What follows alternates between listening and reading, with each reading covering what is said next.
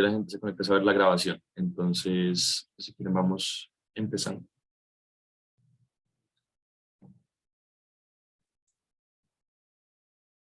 Listos.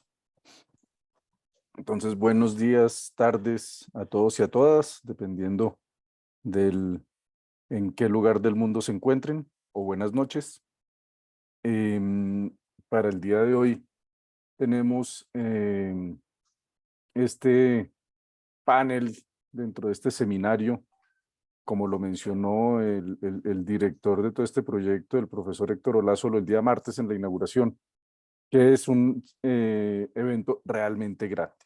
que son más de 300 personas que han estado vinculadas a este proyecto y en este sentido, pues en este seminario número 8 vamos a hablar específicamente de las respuestas desde el régimen jurídico internacional de los espacios a todo lo relativo a corrupción y crimen organizado transnacional. Respuestas desde el derecho internacional. Entonces, agradecerle muy especialmente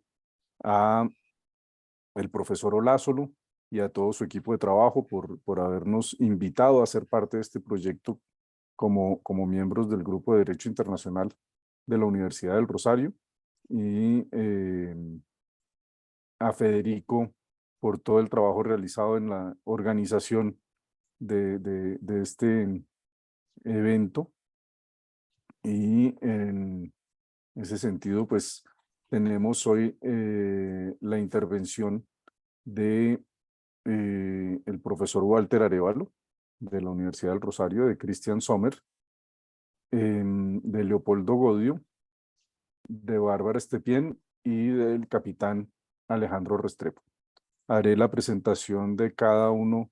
de ellos en la medida en que vayan interviniendo y siguiendo el programa tal y como fue concebido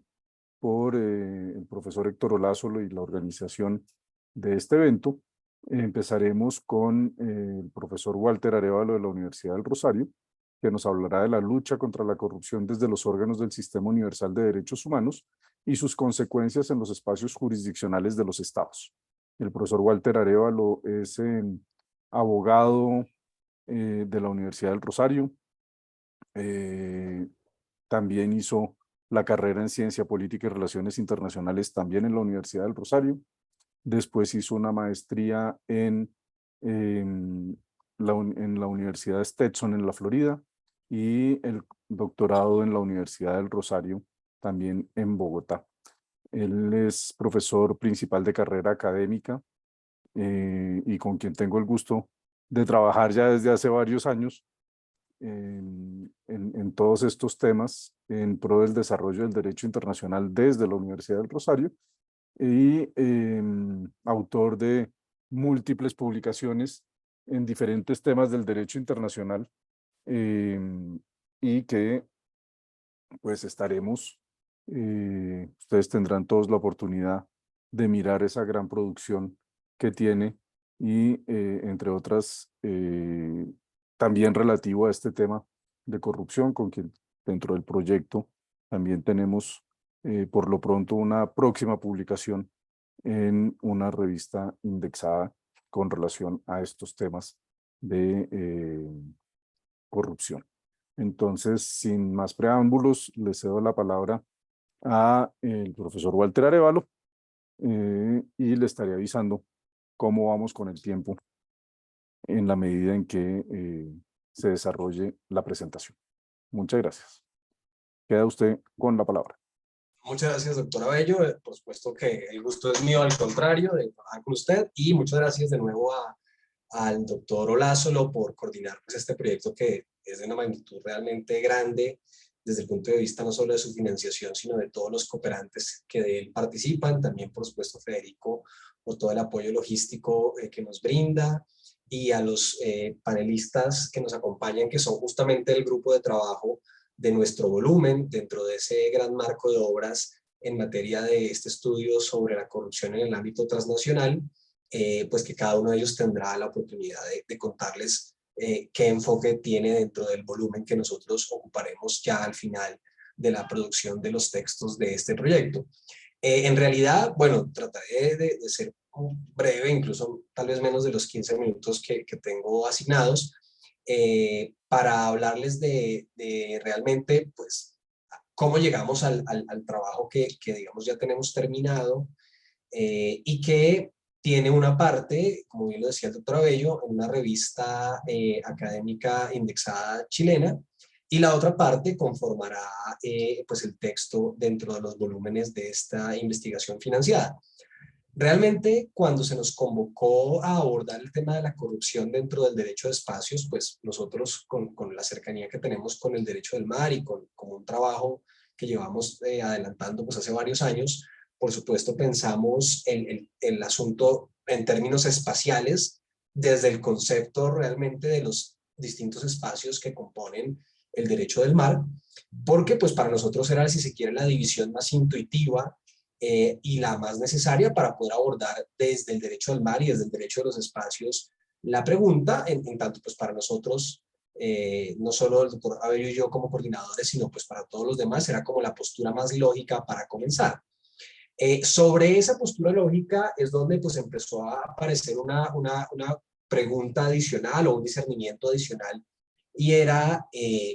pues si realmente nosotros, bien fuera por nuestra experticia o por nuestra falta de experticia en el ámbito internacional penal, realmente queríamos abordar el problema como un asunto de criminalidad transnacional, que algunos de los presentes lo han abordado así,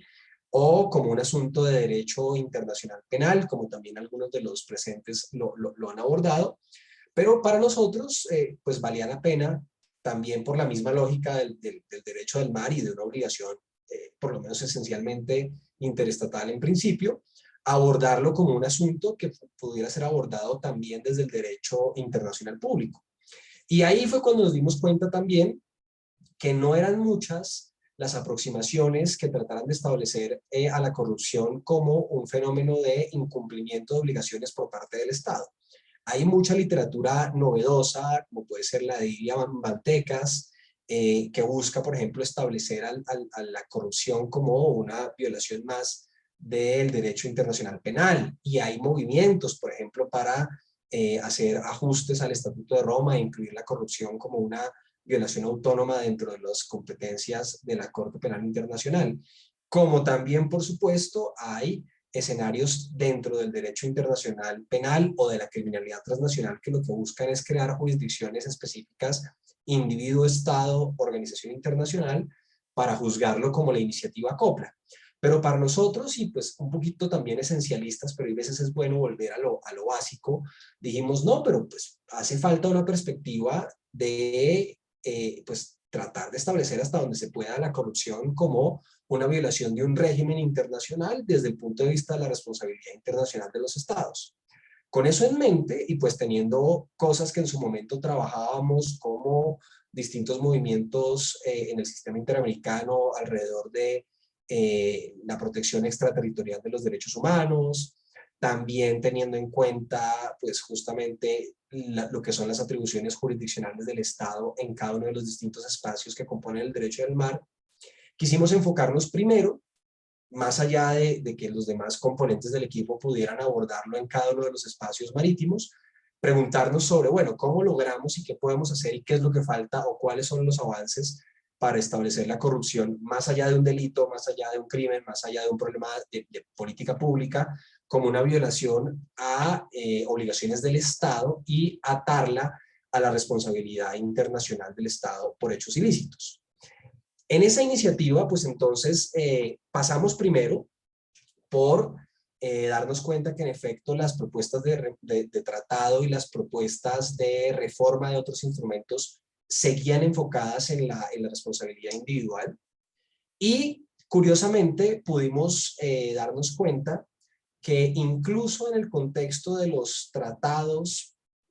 por tener un ejemplo, los ratificados por Colombia en materia de corrupción, como la Convención Interamericana contra la Corrupción, o incluso la Convención de las Naciones Unidas contra la Corrupción, y finalmente la Convención para combatir el cohecho de los servidores públicos, todas ellas eran analizadas por el Estado firmante como un escenario que generaba responsabilidad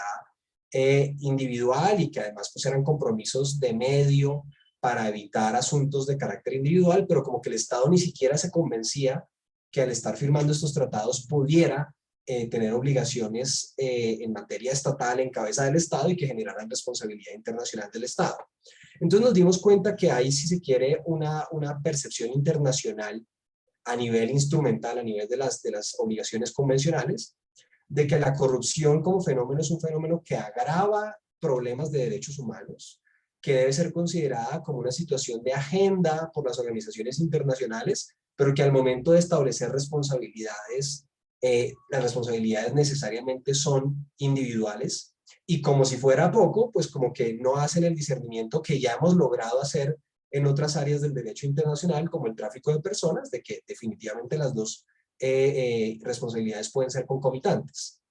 Esa percepción la vimos en los estudios de la Corte Constitucional para hacerse parte de Colombia de esos tratados, lo vimos en la literatura del derecho internacional penal y de la criminalidad transnacional, y lo comprobamos además con algo de reservas en los tribunales regionales de derechos humanos, incluyendo la Corte de Justicia de la Comunidad Económica de los Estados del África Occidental, que en una sentencia de 2010, el caso de los trustees de la Unión Socioeconómica del Proyecto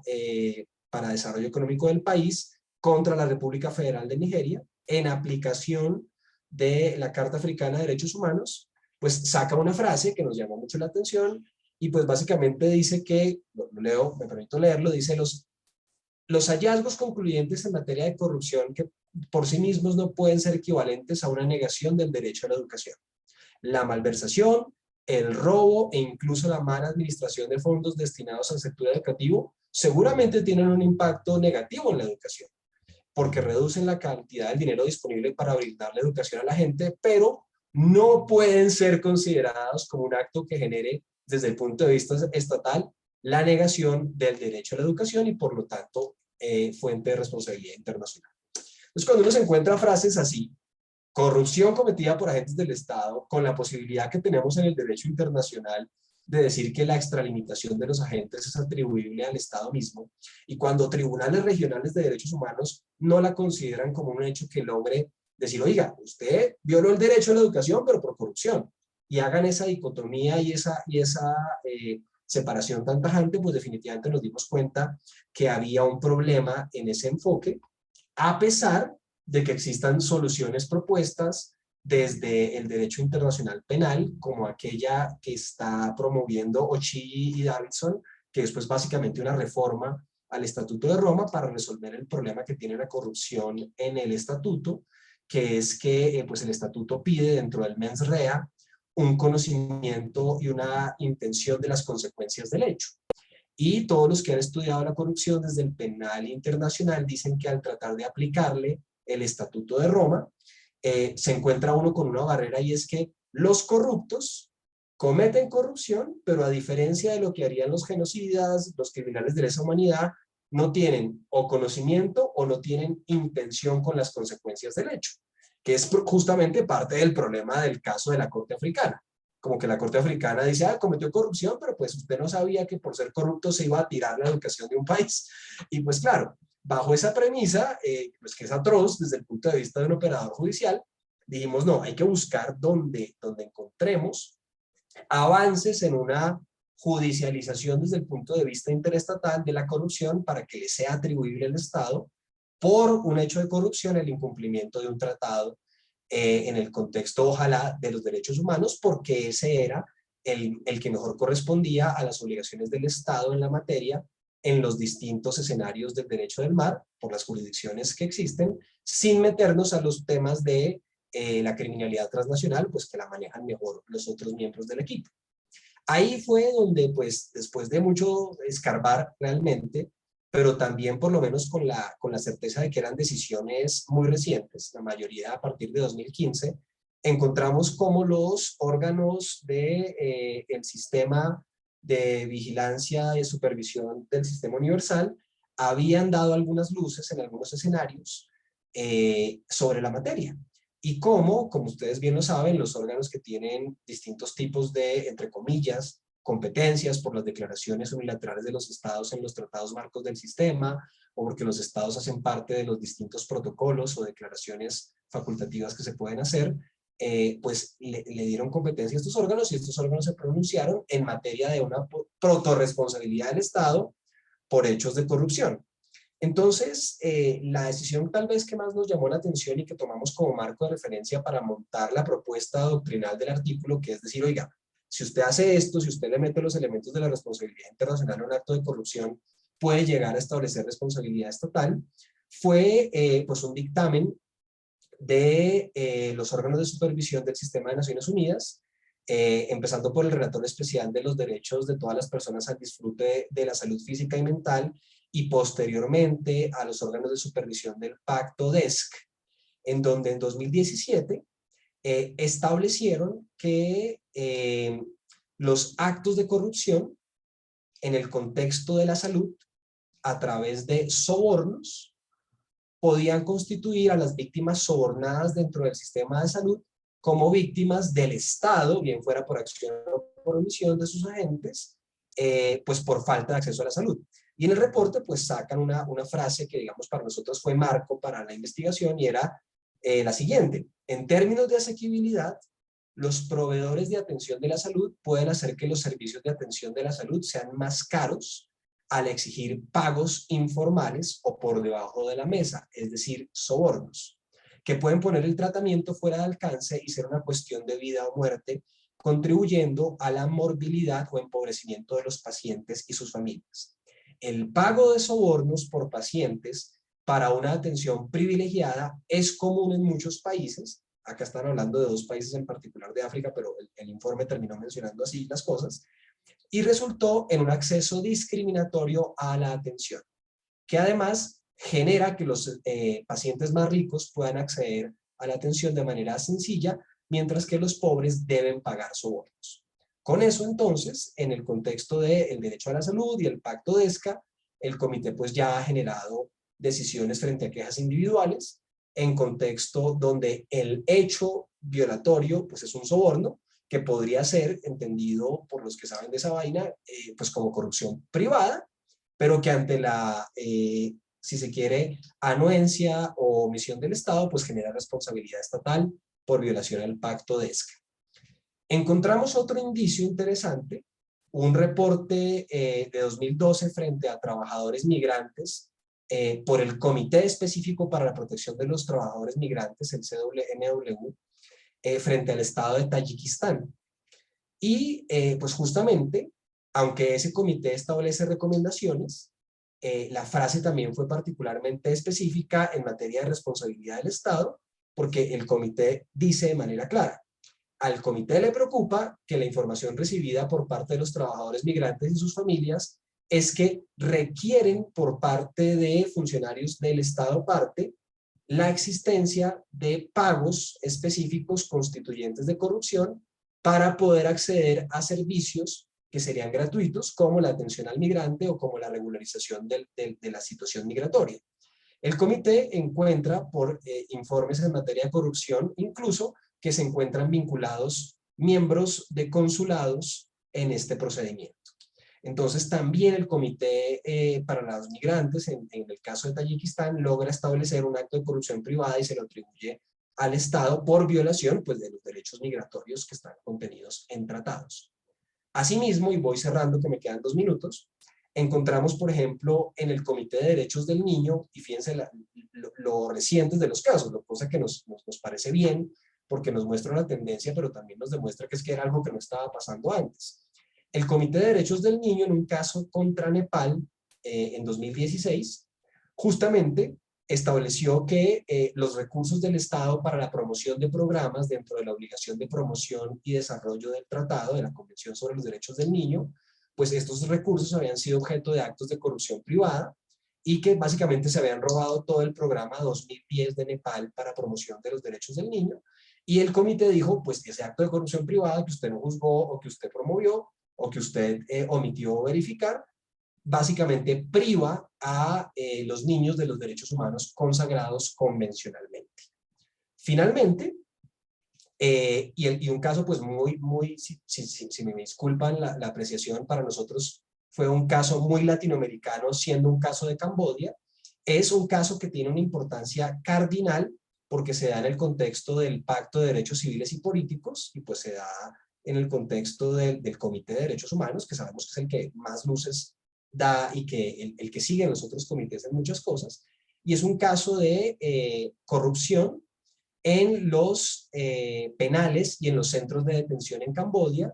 en donde específicamente el comité encuentra que los guardias piden gabelas, piden pagos, la guardia penitenciaria le pide a los presos este tipo de pagos para poder acceder a los derechos más básicos como la comunicación con su abogado o el acceso a medios de salubridad dentro del penal. Y esa corrupción también en alguna medida privada, con un beneficio privado, el comité la enmarca en términos de una violación al tratado por parte de Camboya. Entonces lo que hicimos ya pues en la otra parte extensa del trabajo y lo que nos ayudaba a darle fundamento a una perspectiva de derechos humanos en los distintos espacios territoriales, claro, acá fuimos muy más bien por el sistema universal, nos separamos un poquito de contenidos de derecho del mar, pero pues era aplicar estas guías y esas formas de pensar de estas recientes posturas de los órganos de supervisión del sistema universal a la estructura de responsabilidad del Estado para pues poder decir que no son víctimas del corrupto, sino que son víctimas de una violación estatal del tratado por un acto de corrupción privada que el Estado, por la extralimitación de un funcionario, lo juzga, pero que es un criterio de atribución de conductas al Estado, y que en última sí se puede, cuando el órgano así lo piensa, y cuando lo estructura debidamente desde la responsabilidad internacional, establecer responsabilidad del Estado por actos de corrupción privada. Eso sería más o menos el contexto del trabajo, pues que ojalá podamos compartir pronto para lectura de los interesados. Gracias. Muchas gracias, profesor Walter Arévalo. A continuación, le daré la palabra al profesor Christian Sommer. El profesor Sommer, de Argentina, es abogado y doctor en Derecho de la Universidad Nacional de Córdoba, profesor titular e investigador en Derecho Internacional Público de la Universidad Nacional de Córdoba, profesor titular e investigador en Derecho Internacional, profesor titular y disciplinar de Derecho Internacional Público en la Universidad Siglo XXI,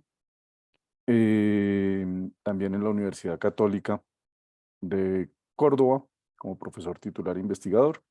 miembros de los Institutos de Derecho Internacional Público de las Academias Nacionales de Derecho y Ciencias Sociales de Córdoba y Buenos Aires, miembro titular de la Asociación Argentina de Derecho Internacional, miembro de la Sociedad Latinoamericana de Derecho Internacional, asociado del ILADI, Instituto Hispano-Lusoamericano y Filipino de Derecho Internacional, miembro de la Sociedad Latinoamericana y Caribeña del Derecho del Mar. La charla que nos va a impartir es sobre mar territorial y corrupción desde la óptica de la Convención de Naciones Unidas sobre el Derecho del Mar de 1982 y otros acuerdos internacionales. Entonces, muchas gracias, profesor Sommer,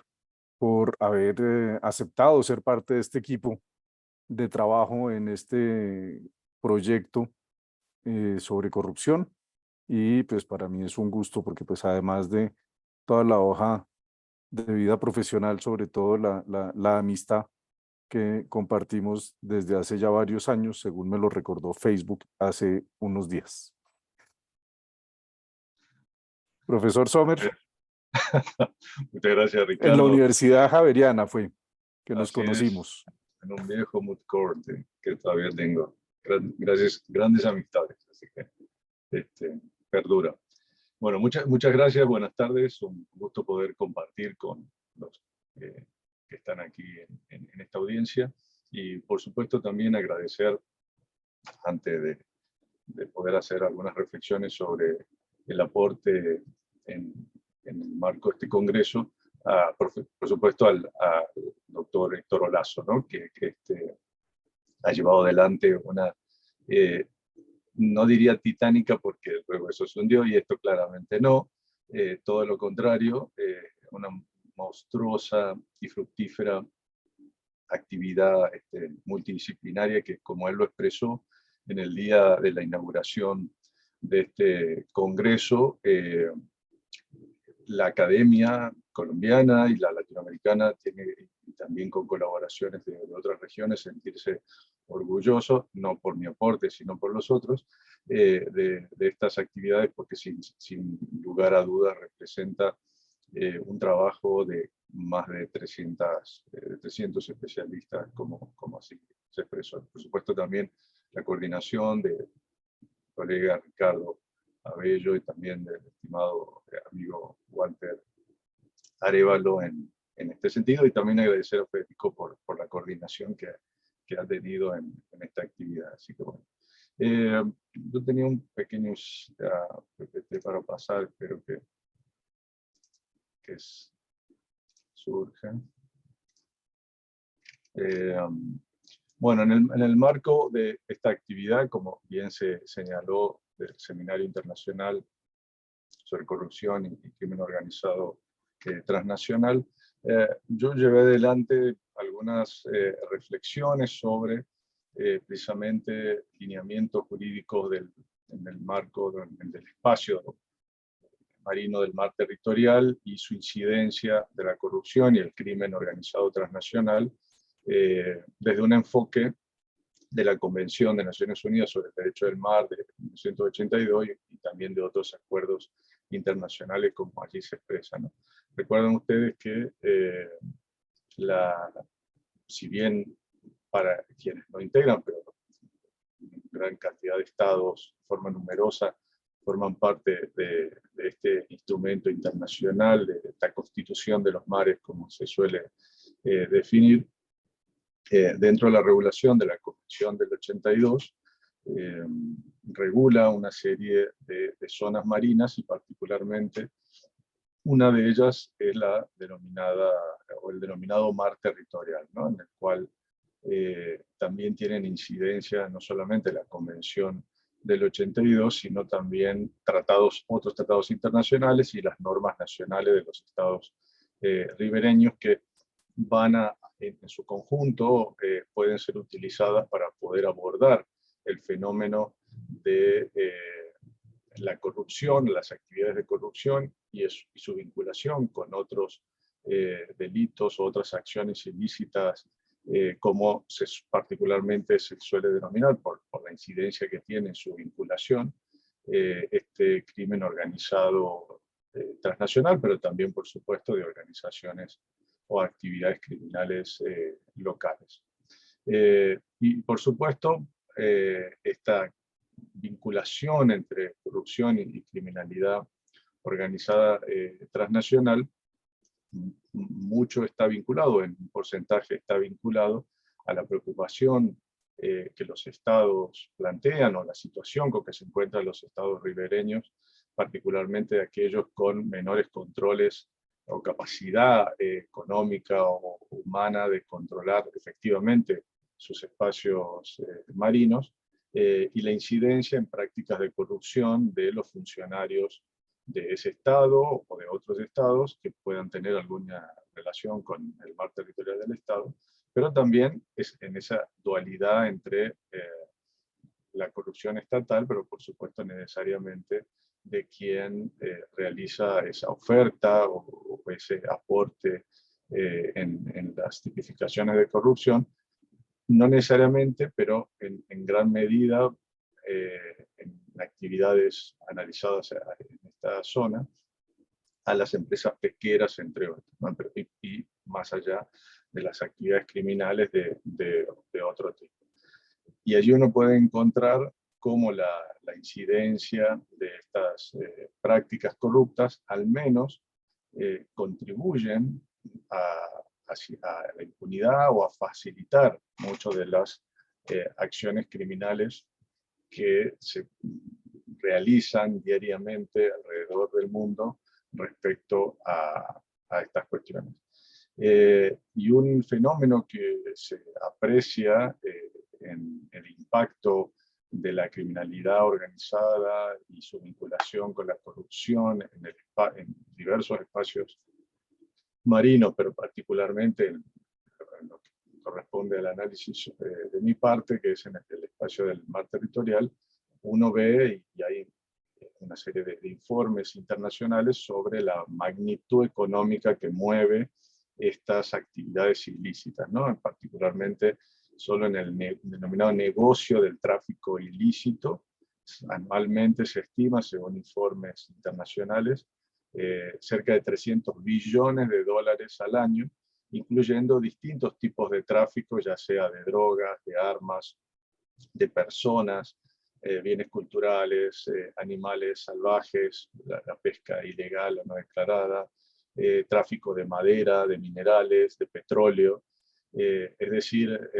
mueve esta criminalidad, muchas veces asociada precisamente por la característica del espacio donde se desenvuelve, con un mayor control, porque debería tener un mayor control del Estado, o bien por falta de control o por actividades de corrupción, se genera un fortalecimiento o un mayor avance de estos delitos precisamente por situaciones vinculadas a la corrupción, ¿no? Y en aspectos como, por ejemplo, el narcotráfico o el tráfico de armas,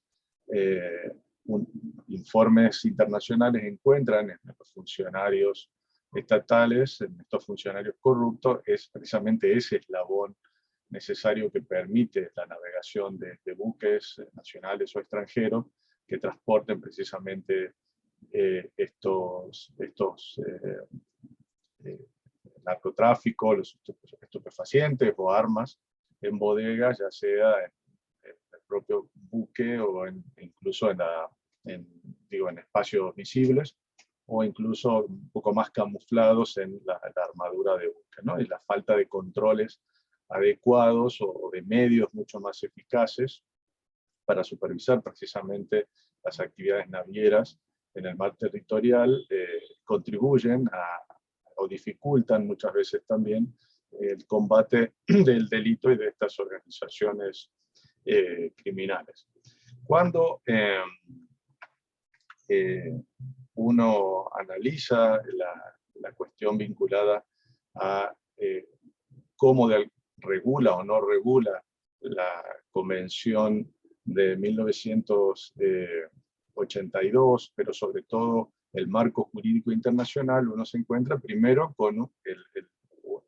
entender que existe ya regulaciones internacionales y ha sido desarrollado ampliamente en este Congreso de distintas perspectivas, un conjunto bueno, primero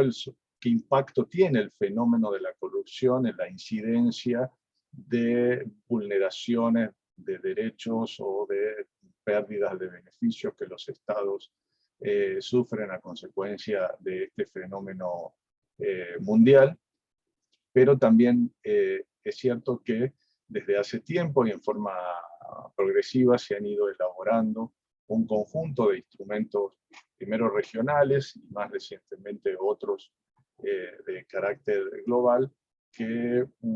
vienen regulando, no de la misma manera o con los mismos alcances normativos o interpretativos, precisamente disposiciones sobre combate o sobre criterios tipificantes sobre corrupción que uno en conjunto con normas más genéricas que cuenta la Convención del 82, conformar un conjunto de instrumentos que permitan abordar a los estados criterios de obligaciones y responsabilidades para implementar políticas más eficaces en lucha contra la corrupción y el crimen organizado, ¿no? En el trabajo se aluden a las tipificaciones creadas en su momento en el seno del sistema interamericano, la Comisión Interamericana contra la Corrupción, también y otros programas específicos que actualmente se vienen realizando. Se ha mencionado a lo largo del Congreso esta iniciativa COPLA, como un tribunal tendiente a establecer al delito de corrupción como un delito transnacional y poder utilizar esa jurisdicción extranacional para tal fin. muchas veces frente a la imposibilidad o a la deficiencia en los sistemas nacionales bajo el criterio de subsidiariedad en tal sentido. En el sistema europeo, las normativas establecidas en el seno de la OCDE, o también de normas más específicas en el seno del Consejo de Europa, han sido de alguna manera los antecedentes para lo que luego fue en el 2003 el primer instrumento de carácter global, como es la denominada la Convención de Naciones Unidas contra la Corrupción, ¿no? Y que de allí uno puede tener como un marco más genérico o mucho más transversal a los distintos sistemas jurídicos de los estados a nivel mundial para combatir o fijar normas más genéricas. Pero también conocemos las dificultades en la implementación de esta convención, en criterios de ratificación o en los criterios de cooperación. Un tema que incide y particularmente está vinculado a este espacio marino en cuanto a las obligaciones, a los derechos soberanos y también a las obligaciones del Estado ribereño en el mar territorial frente a situaciones de delitos o actos de corrupción o devenidos de actos de corrupción, es analizado a través de particularmente cuáles son las obligaciones del Estado o cuáles son los derechos que el Estado cuenta hoy día de implementar una serie de medidas de control y de combate del delito y también de delitos conexos a la corrupción en el mar territorial, y es analizado particularmente por un instituto central o de gran relevancia en el marco de la Convención del 82, en lo que corresponde al espacio marino del mar territorial, como es el régimen del paso inocente, ¿no? Y allí un conjunto de normas, desde el artículo 17 en adelante, 18, 23, 27, van a ir fijando de alguna manera cuáles son las potestades que tiene el Estado ribereño en el ejercicio de soberanía para controlar y eventualmente poder realizar las inspecciones necesarias, eventualmente el abordaje o la detención de un buque, tanto de bandera nacional o de pabellón extranjero, que esté en infracción a alguna de las disposiciones establecidas en la Convención del 82, pero por supuesto también en forma mucho más amplia y seguramente específica, en concordancia con sus normas penales, tributarias, aduaneras, fijadas en su sistema jurídico, ¿no? Que es la matriz sobre el cual los estados cuentan precisamente para poder combatir en este espacio este tipo de actividades delictivas, ¿no? Y las excepciones que, si bien en el marco de la Convención fija ciertas jurisdicciones o jurisdicciones para los estados del pabellón, perdón, del buque, lo importante es que estas no son absolutas y la Convención permite a los estados ribereños poder también avanzar en forma excepcional o fijar excepciones a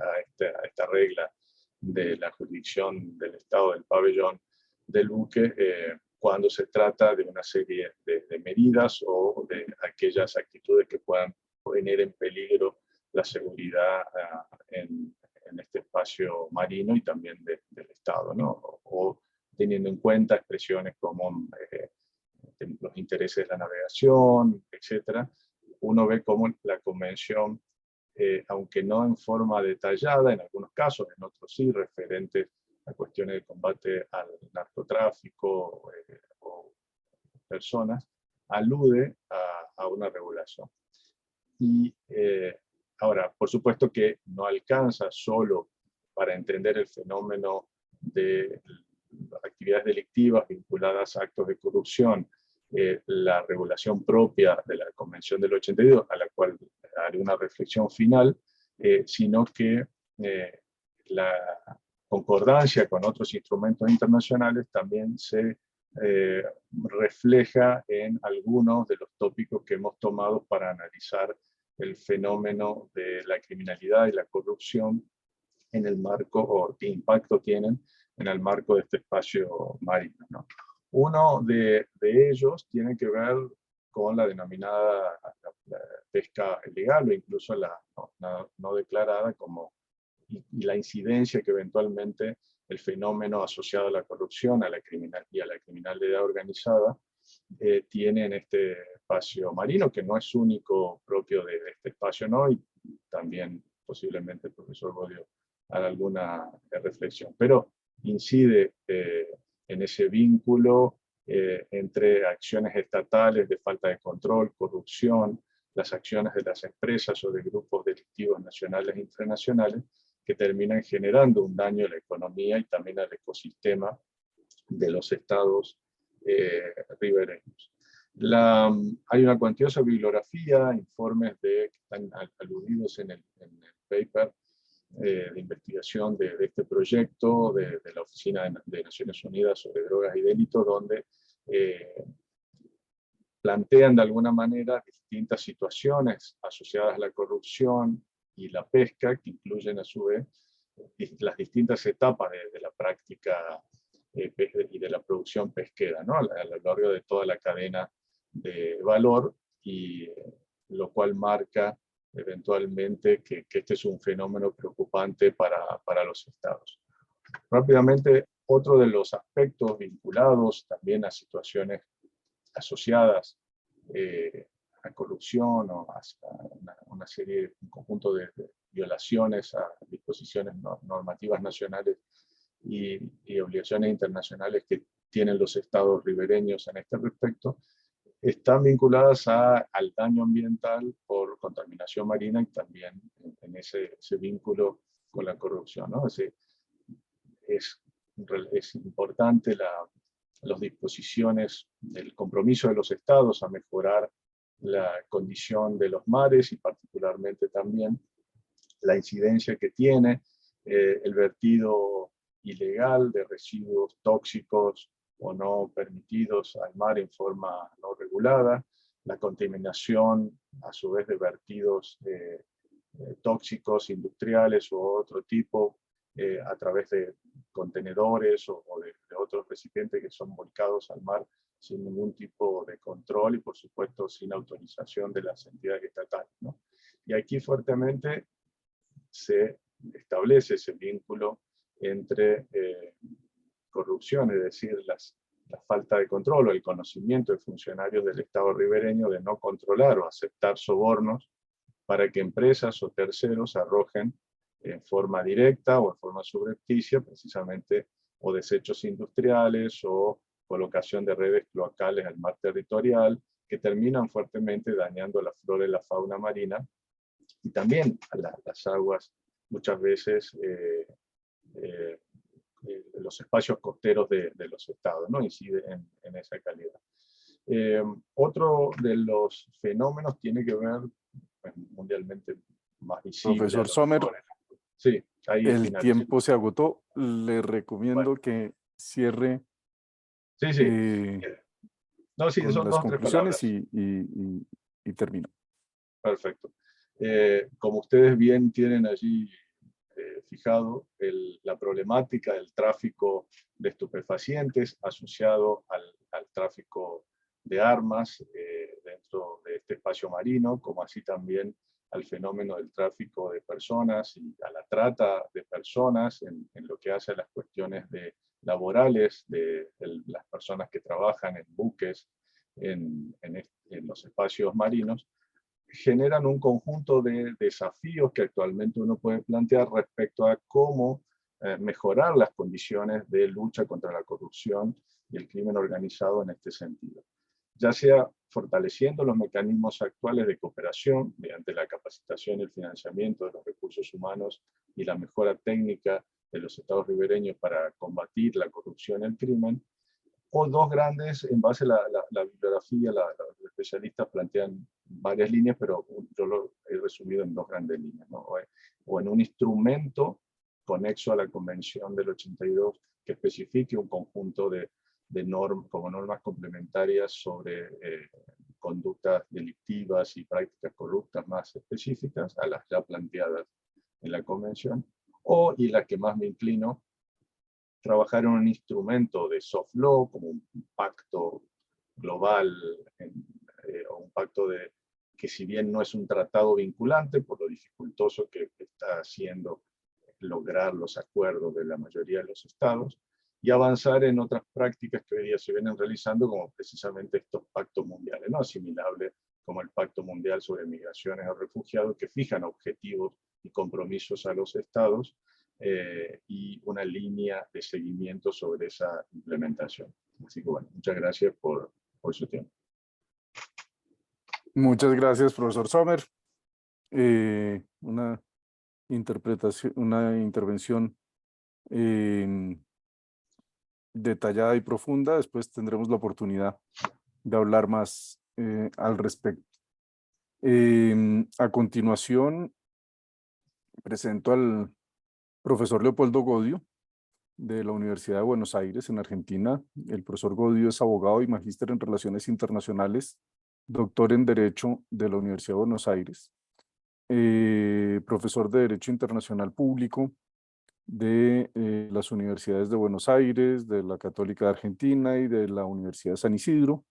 miembro titular de la Asociación Argentina de Derecho Internacional, miembro consultor del Consejo Argentino para las Relaciones Internacionales y secretario del Instituto de Derecho Internacional de la Academia Nacional de Derecho y Ciencias Sociales de Buenos Aires. Profesionalmente ha integrado la delegación argentina ante distintos foros y negociaciones internacionales y actualmente se desempeña en la Comisión Nacional de Límites Internacionales del Ministerio de Relaciones Exteriores de la República Argentina. El tema que abordará es respuestas a la corrupción asociada al crimen organizado transnacional desde la regulación del derecho del mar aplicable a la zona económica exclusiva. Entonces, profesor Godio, a quien también tuve el gusto y el placer de compartir en La Haya ahora en el mes de agosto, y que fue un gusto volver a verlo ya después de esta pandemia que nos mantuvo encerrados y que dejó que no pudiéramos seguir compartiendo presencialmente en los diferentes eventos, pero bueno, ahí ya volvimos a vernos y espero que podamos volver a vernos nuevamente presencialmente pronto. Muchas gracias. Le cedo entonces a usted la palabra por 15 minutos. Le estaré avisando también por el chat, por el interno, y si no, pues sacaré también el circulito rojo ese que estaba hace un rato, cuando ya se haya vencido el tiempo. Profesor Godio, tiene usted la palabra. Muy bien, muchas gracias, Ricardo. Estaba esperando la habilitación. También voy a poner mi cronómetro como buen obsesivo de tiempo que soy. En primer lugar, los agradecimientos de rigor al doctor Lázolo y a la organización del evento por la invitación, así, por supuesto, como al distinguido profesor Abello Gallis por su gentil presentación y por recordarme que el verano nos une tanto en Europa y espero que nos una pronto nuevamente en Colombia, en Bogotá, espero en febrero.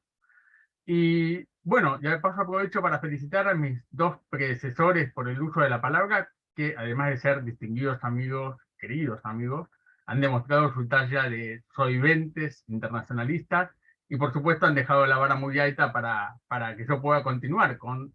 algunas de mis reflexiones que pensaba compartir con ustedes. No voy a ver, no quiero spoilear lo que va a terminar siendo este texto, pero sí puedo adelantar algunas ideas. En primer lugar, lo que traté de compartir con ustedes es algunas reflexiones sobre la zona económica exclusiva en particular, porque es un espacio que al no ser alta mar, ni tampoco mar territorial, es muy difícil para los estados conceptualizar claramente qué pueden hacer en la zona económica exclusiva, porque uno en verdad se queda con la idea de que es el espacio donde están los derechos de soberanía respecto a los recursos vivos y no vivos, y que no se podría hacer más que eso. Esa sería la tesis restrictiva, ¿sí? Hay una tesis un poco más amplia, que es la que incluso dice que hace una especie de transpolación, que dice que excepto los derechos de soberanía, todos los principios y libertades del alta mar se aplican en la zona económica exclusiva. Esto se lo conoce en la doctrina especializada en derecho del mar como la tesis de los derechos residuales del alta mar en la zona económica exclusiva, aspecto con la cual, claramente, los estados latinoamericanos jamás han compartido, pero de hecho, en lo personal yo tampoco comparto. ¿Por qué? Porque yo soy defensor de la idea de que la zona económica exclusiva es un espacio sui generis, único en sí mismo, no es ni uno ni otro. Entonces eso genera algunas dificultades adicionales, como por ejemplo la idea de libre navegación. La idea de libre navegación me remite a considerar, como recién marcaba el profesor Sommer, aspectos que tienen que ver con el pase inocente. ¿Por qué? Porque el pase inocente es una forma de modalidad de navegación, pero la libre navegación es otra y es mucho más amplia. Es en favor, por supuesto, del Estado, ¿no? El Estado a través de los buques que enarbolan su pabellón, desde ya. Y después está el otro paso intermedio que vendría a ser el de los estrictos internacionales y en las aguas archipelágicas, lo que serían las rutas marítimas archipelágicas, que es el derecho de paso en tránsito. Pero esta investigación me ha obligado a pensar y repensar cómo es este juego de la navegación, que bien la importancia la marcó el profesor Thomas. La libre navegación en alta mar no es la misma libre navegación, por más que se llame igual, que en la zona económica exclusiva. ¿Por qué? Porque la zona económica exclusiva es un espacio de equilibrio de intereses, que no está en alta mar. Entonces, por más que tenga el mismo nomen juris, no es la misma. Y en el trabajo, por ejemplo, hemos podido identificar algunos escenarios donde esa navegación no estaría exactamente igual. Por ejemplo, el Estado costero en la zona económica exclusiva tiene derecho a crear, establecer estructuras artificiales, islas artificiales y dispositivos que tienen un radio de seguridad de 500 metros alrededor de esas instalaciones, donde la libre navegación no se puede aplicar. Entonces, tiene el mismo nombre, es una opinión personal, ¿eh? Tiene el mismo nombre, pero no es la misma, es distinta, porque tiene justamente que equilibrarse. Y ahí, en este aspecto de, ya con esto ya directamente les he generado por ahí, posible más de uno, alguna reflexión de no se me ocurrió antes, no hay problema, a mí tampoco se me había ocurrido hasta que hice este trabajo. Aparece la cuestión de la jurisdicción del Estado ribereño a partir de estas cuestiones. ¿Por qué? No es menor, porque justamente el buque es el objeto del cual va a ser la visita el Estado costero. Y esto es trascendental para saber si el Estado costero puede ejercer algún tipo de visita en la zona económica exclusiva respecto de buques de otros estados. No digo terceros estados porque no parece que no son parte de la CONVEMAR, de otros estados, ¿sí? Entonces ahí aparecen situaciones como, por ejemplo, cuáles serían los derechos que podrían verse afectados o las actividades que podrían verse afectadas. Dos aclaraciones adicionales antes que se me vaya la idea. Tengan en cuenta que los estados costeros pueden apresar buques extranjeros por infracción a sus normas. Por supuesto, más fácil de justificar si afectan los derechos de soberanía, si afectan los derechos vivos y no vivos, por ejemplo, más fácil los derechos vivos, si hay algún tipo de contaminación, pesca ilegal, etcétera, que amerite, ¿sí?, considerar esa organización detrás del hecho, ¿sí?, ilícito, ¿sí?, una especie de organización, ¿sí?, para este fin, ¿sí?, una organización para verter desechos radiactivos en la zona económica exclusiva de un estado, etc. Lo que pasa es que ahí después uno tiene que distinguir cuáles son normas específicas de la zona económica exclusiva, que por ejemplo en el tema de los desechos de vertimientos y contaminación de mares y océanos, en verdad no son normas específicas de la zona económica exclusiva, sino que pertenecen a la parte 12, que es la protección del medio marino en la Convención de Mar. Pero,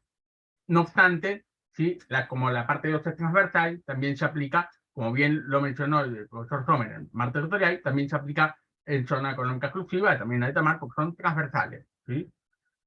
Bien, y tengan en cuenta que en caso de apresarse ese buque extranjero, ¿sí?, existen dispositivos en la propia convención que autorizan a una pronta liberación, previa constitución de fianza razonable, y que las sanciones dispuestas al capitán del buque, la tripulación, etcétera, no pueden incluir, ¿sí?, penas privativas de libertad, ¿sí? Entonces, son aspectos a tener en cuenta. Entonces, volviendo a esta cuestión del desafío de la delincuencia organizada transnacional y su aplicación específica en la zona económica exclusiva, ¿sí? No es sencillo encontrar situaciones en las cuales el Estado costero tenga de forma indubitada, ¿sí?, acciones sobre este tipo de actividades. El caso de la pesca ilegal es muy interesante discutirlo, sobre todo si algunos de ustedes están interesados en estos temas, porque parte de la doctrina contemporánea, especialmente proveniente de España, está trabajando con mucha fuerza para justamente considerar, ¿sí?, a la pesca como parte de un delito transnacional, ¿sí? Pero, insisto, no va a ser no es un debate muy actual, para mí muy reciente, que no está consolidado, pero si alguien hace un trabajo de investigación sobre estos temas, me parece que los razonamientos son más que atendibles. No obstante, la Convención del Mar, ¿sí?, o a partir de la Convención del Mar, se pueden identificar escenarios de actividades, como por ejemplo, que de forma directa o indirecta se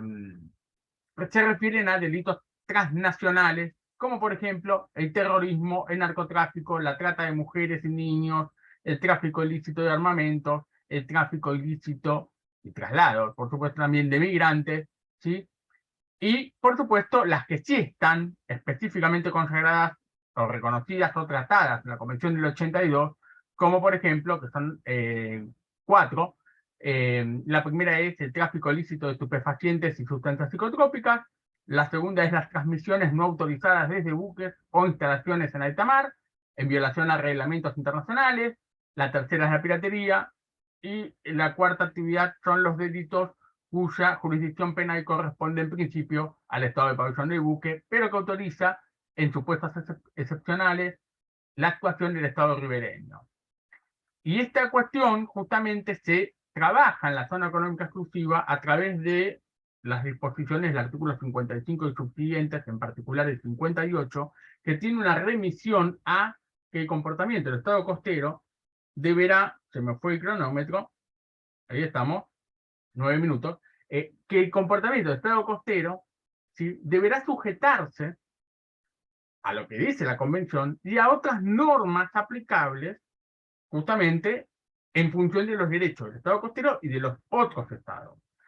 ¿Y cómo juega esta válvula del 58, si no me equivoco, el 58 párrafo 2? ¿Cómo juega? Bueno, básicamente me remite a las otras disposiciones de derecho internacional que pueden ser convencionales o consuetudinarias en una materia específica, por supuesto que no contradiga la Convención del Mar, ¿sí?, que es la Constitución de los Océanos, como por ejemplo pueden ser las convenciones referidas al convenio SUA, que es para la prevención de ilícitos, ¿sí? Esta fue una convención que buscó dar herramientas a los estados en el mar para justamente combatir el terrorismo internacional, ¿sí? ¿Por qué? Porque cuando la convención solamente se refería a la piratería, había pasado en el año 85 el caso de la Chile Lauro, no había habido un apoderamiento de un buque desde otro buque, sino que los terroristas estaban dentro del mismo buque. Entonces la convención justamente no tenía ese tipo de herramientas y apareció esa convención SUA, ¿sí?, auspiciada por la OMI, y luego de los acontecimientos del 11 de septiembre de 2001 salió un protocolo adicional sobre este mismo asunto que buscó ampliar la capacidad de los estados, autorizando el derecho de visita ante situaciones fundadas, etcétera, etcétera, etcétera. Y ahí se incluyen la protección de las plataformas artificiales, porque también podrían ser utilizadas como punto de inicio de actividades terroristas. Entonces, son básicamente herramientas que da el derecho de mar contemporáneo para la zona económica exclusiva. La otra cuestión que me parece interesante, que si bien yo considero que la Convención de Mar es estrictamente zonal, las disposiciones de la parte 2 se aplican a la parte 2, la parte 5 a la 5 y así, no obstante hay algunos principios de normas de conducta que aparecen con reenvíos específicos o posibles, normalmente están previstos taxativamente, como por ejemplo el artículo 27. El artículo 27 de la Convención de Aymar establece el principio de que la jurisdicción penal, ¿sí?, es en principio del Estado de pabellón de buque, incluso en el mar territorial de un Estado, ¿sí? ¿Pero por qué? Siempre y cuando los delitos y las infracciones permanezcan a bordo del buque. Ahora, cuando tiene efectos y consecuencias fuera del buque, ¿sí?, esa conducta se exterioriza, ¿sí?, se puede advertir que el Estado costero, ¿sí?, tiene, ¿sí?, más herramientas y argumentos para justamente aplicar su propia jurisdicción sobre los hechos. No obstante, la Convención de Mar es un marco general en este aspecto, por lo cual en la propuesta de solución de reflexiones que yo había pensado es que al aplicar, por ejemplo, el artículo 311 de la Convención de Mar, la respuesta que tiene que tener el Estado costero frente a estos hechos y tiene que ser una respuesta de caso a caso, ¿sí? Hay convenciones previas a la Convención de Mar y hay convenciones posteriores a la Convención de Mar que justamente amplían las facultades de los estados parte de ambas, ¿sí?, a poder actuar incluso en la zona económica exclusiva, ¿sí? Pero, ¿sí?, tengan en cuenta que son convenciones donde, a veces, la Convención de Mar es 168 estados partes y en las otras convenciones, ¿sí?, son muchísimos menos. Entonces, tiene que ver cómo compatibilizan, ¿sí?, esa cuestión. Por supuesto, hay estados que pueden llegar a afirmar, por ejemplo, Estados Unidos, que hay disposiciones que pueden ser costumbre internacional. Finalmente, me queda un último minuto, ¿sí?, a mí me interesa que se tenga en cuenta una cuestión más,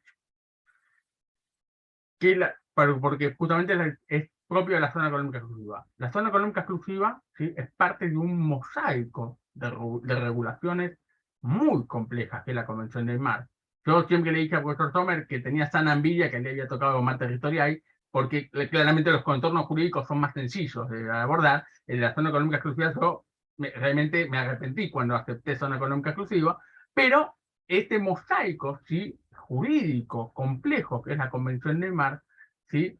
yo rescato que le da herramientas a los estados costeros para administrar,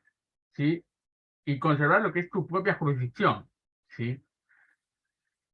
Insisto, es muy difícil analizar los casos de manera global, ¿sí?, que había que ver caso a caso, pero sí tener en cuenta, ¿sí?, estas características puntuales de la zona económica exclusiva como espacio sui generis. Estoy en 14 minutos 50 segundos, profesora Bello Gaibi, así que espero que no me diga más nada. Si hay dudas, si hay preguntas, estoy a disposición para profundizar cualquier aspecto sobre la investigación. Muchas gracias. No, a usted por el cumplimiento del tiempo a la perfección, que como se dará cuenta, empieza a sonar la alarma mía, en donde se acabó el plazo de 15 minutos. Bueno, a continuación le corresponde el turno para intervenir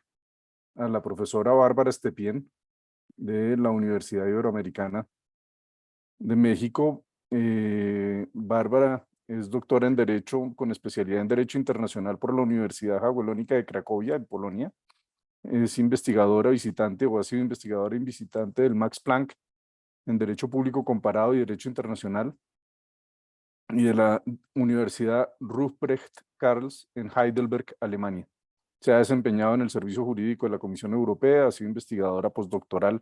en el Instituto de Investigaciones Jurídicas de la Universidad Nacional Autónoma de México, autora de 3 libros y varios artículos académicos, conferencista en distintos países. Los últimos 3 años ha trabajado en el Tribunal Electoral de la Ciudad de México como ejecutivo de investigación y análisis. Actualmente, tras ganar la convocatoria del prestigioso programa Marie Sklodowska-Curie, es investigadora de la Universidad Jagiellónica de Cracovia en Polonia, donde dirige un proyecto de investigación bajo el programa Horizonte 2020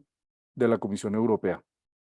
También se desempeña como profesora en la Universidad Iberoamericana en donde imparte el curso de Tratados Internacionales. Entonces, Bárbara, un gusto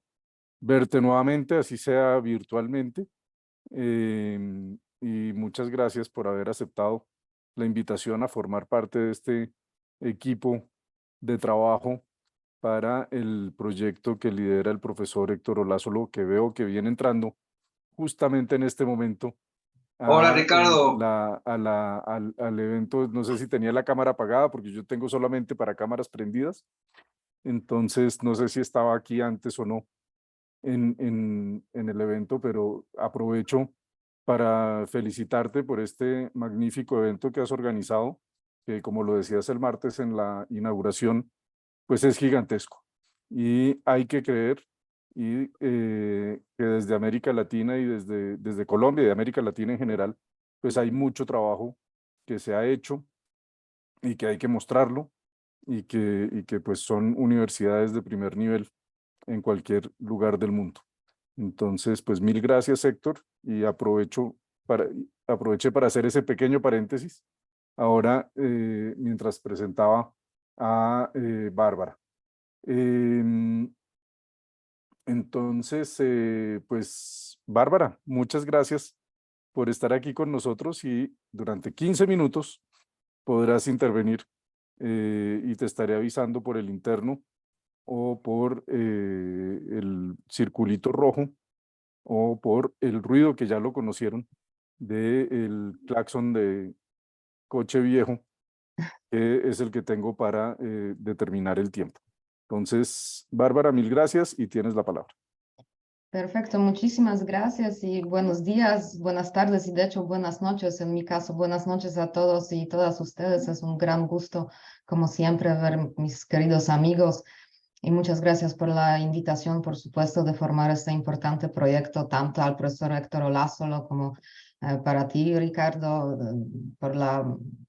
coordinación de nuestro capítulo sobre los espacios marítimos, a Walter Arévalo. Como siempre, un gran gusto cooperar con la Universidad del Rosario. Y en mi caso voy a platicar, pero permítanme primero compartir mi pantalla.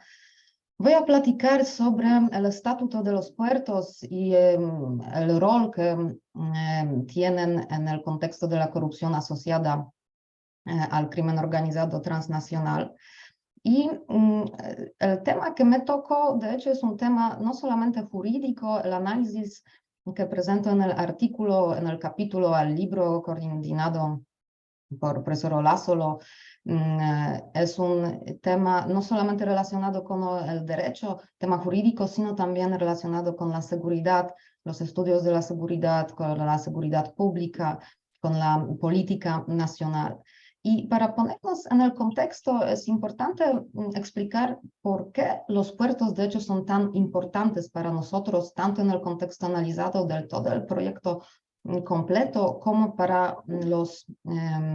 la industria naviera, para las embarcaciones. En primer lugar, como sabemos, entre 80 y 90% de las mercancías mundiales se transportan en las embarcaciones. Y eso, en otras palabras, significa que ese 80 hasta 90% de las mercancías pasa por las puertas acuáticas de los estados, que son exactamente los puertos. Y por eso los puertos, a través básicamente de los siglos de la historia humana,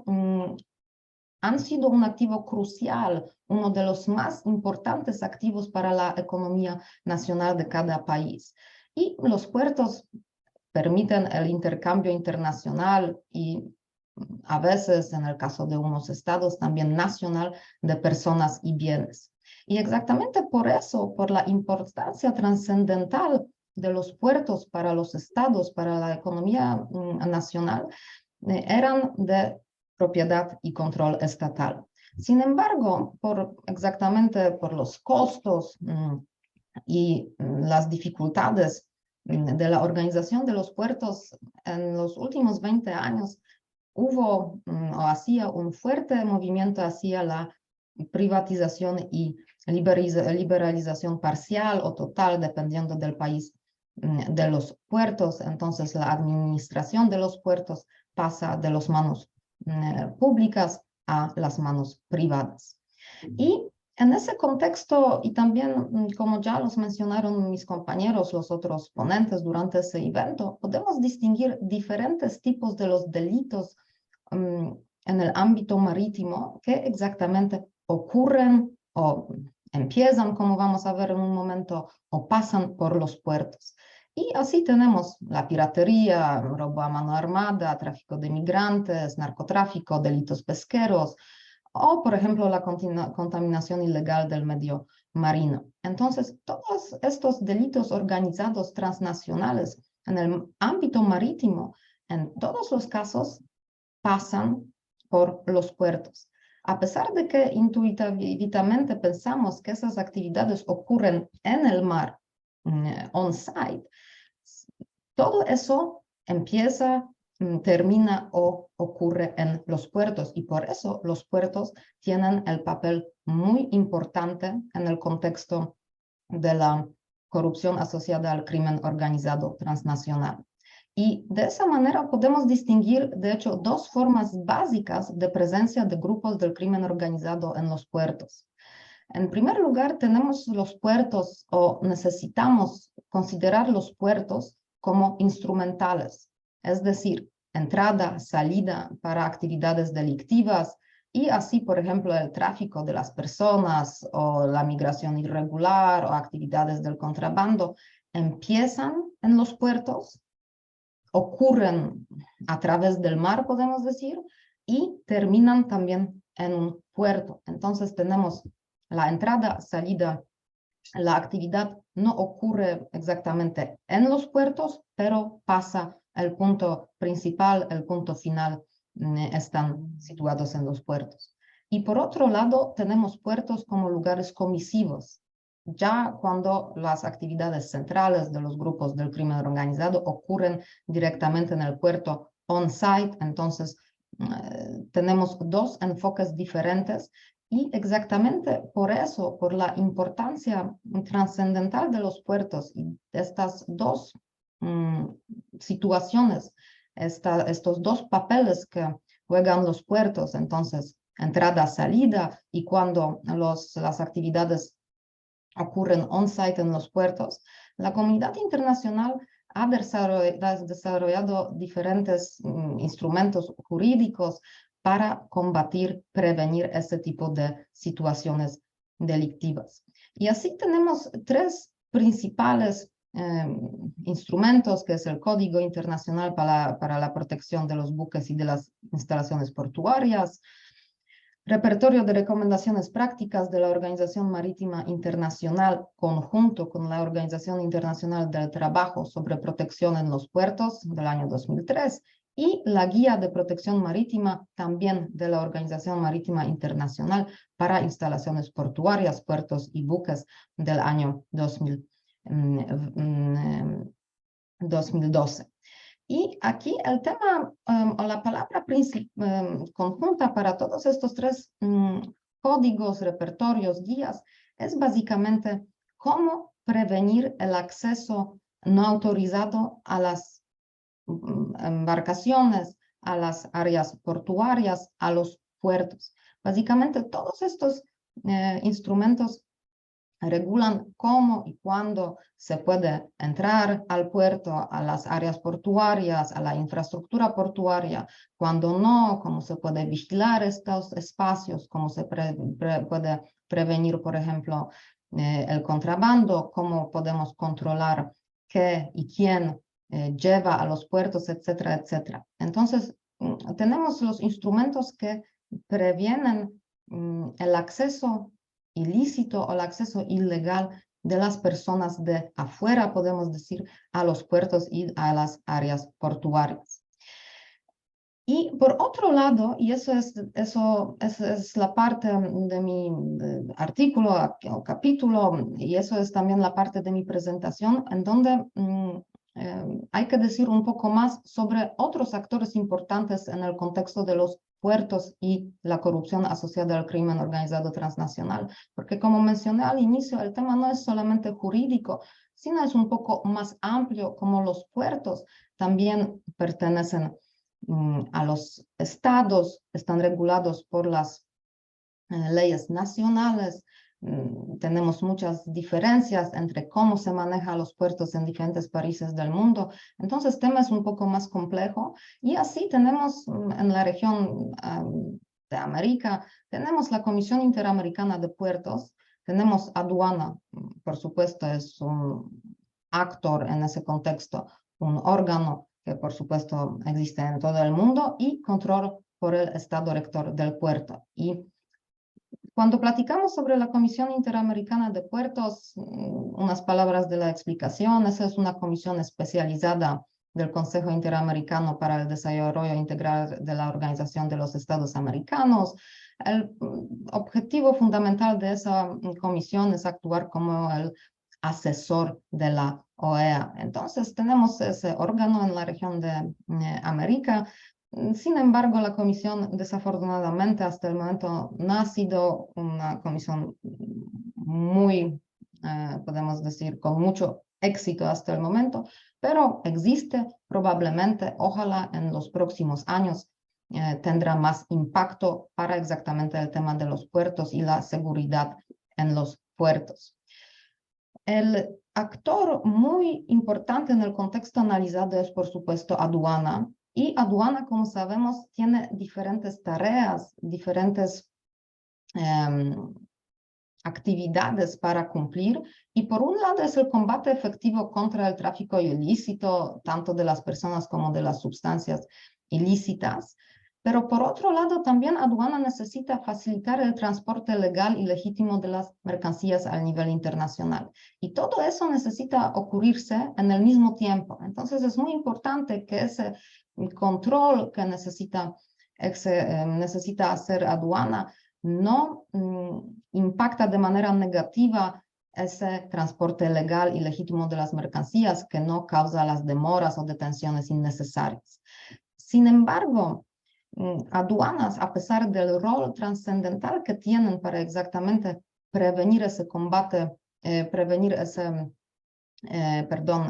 tráfico ilícito de las personas, sustancias a través de los puertos, muy a menudo se encuentran frecuentemente afectadas por la corrupción interna, y eso es especialmente visible en el contexto de los países en desarrollo. Y eso es un problema muy grande, porque los funcionarios de las aduanas tienen normalmente mucho poder, tienen mucha importancia, y sus actividades ilícitas, la corrupción asociada exactamente a los trabajos de los funcionarios de la aduana, impactan de manera muy negativa y contribuyen a la corrupción asociada al crimen organizado transnacional. Y el actor número 3 que mencioné, el control por el Estado rector del puerto, eso, como seguramente todos sabemos, implica el control de un barco que enarbola la bandera o un pabellón de un país externo, extranjero, por parte del Estado del puerto, en donde se encuentra la embarcación respectiva. Eso es considerado un actor, podemos decir, una autoridad que es la más efectiva en el combate de las actividades ilícitas en el mar. Y principalmente eso es por la razón que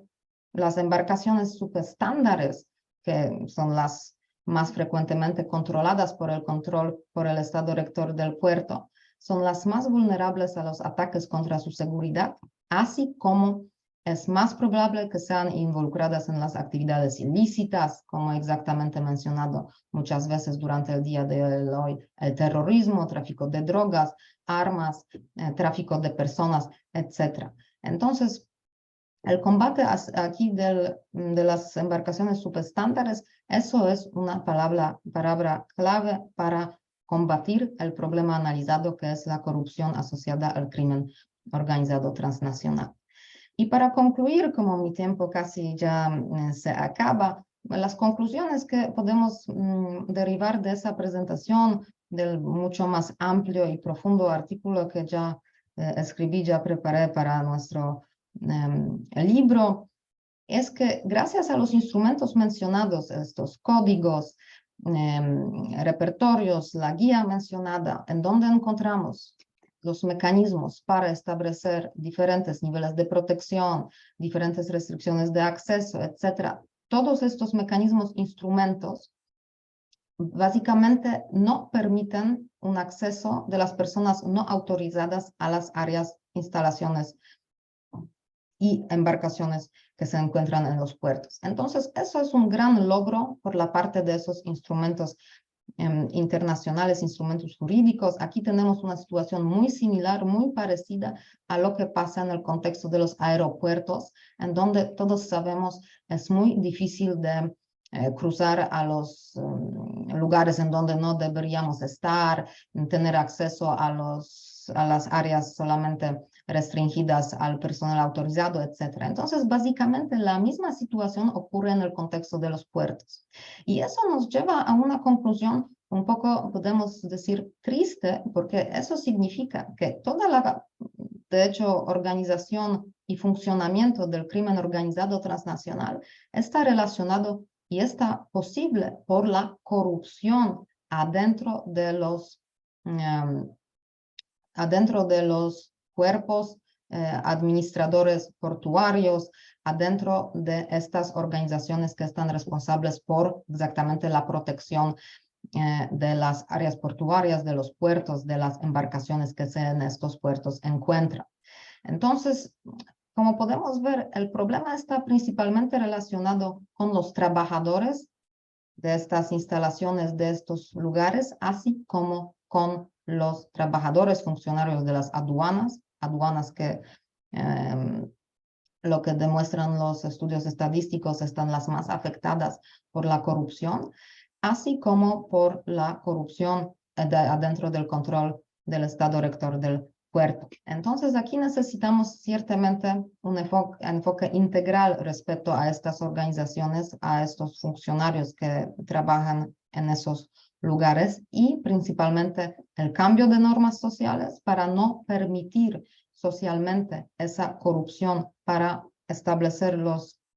estándares más amplios para esos funcionarios, así como necesitamos incrementar supervisión, porque como lo demuestran los estudios relacionados con los códigos penales en varios países, no es suficiente, por ejemplo, subir las penas, sino la supervisión. Eso es lo que lleva a los resultados positivos. Y también combate en contra de las embarcaciones subestándares. Aquí también necesitamos recordar que las embarcaciones estándares constituyen un problema muy grande para tanto los puertos, las administraciones portuarias, como permiten exactamente la corrupción asociada al crimen organizado transnacional. Finalmente, por lo que se refiere a los instrumentos analizados, un problema también constituye el hecho de estos instrumentos que mencioné de la Organización Marítima Internacional, así como de la Organización Internacional del Trabajo,